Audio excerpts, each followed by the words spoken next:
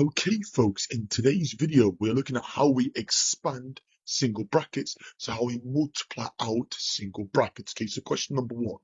Okay, you're asked to expand 4 brackets y plus 2.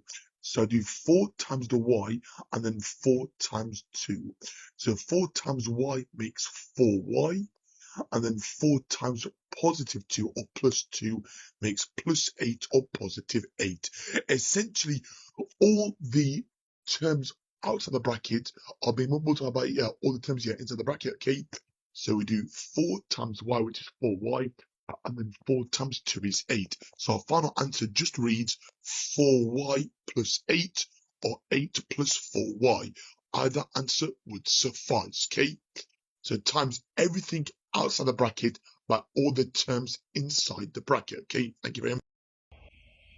Okay guys, so let's look at this GCSE 91 Maths and Excel Paper 3, June 2022, higher tier, and it's a calculated paper. It's question number 9, and it's worth 3 marks. It says express this as a power of 10. Okay, so taking our time guys, so working out the bit on the bottom using the laws of indices. Now the square root of 10 to 360 divided by, now when I multiply with the same base, I just add the powers. 150 add 90 is going to be 240. Okay, I can now do 10 to the power of 360 subtract 240, because when I divide with the same base, I just subtract the powers. So I'm going to have the square root of 10 to the power of 120, if I'm not mistaken. Now the square root is the same as the power of a half. So you're going to have 10 to the power of 120, all raised to the power of a half. Okay. A power to power, I just multiply the numbers together, okay, there's a bracket raised to a power, and the 120 times a half, it's going to be 10 to the power of 60, and that is my final answer, and that was worth 3 marks.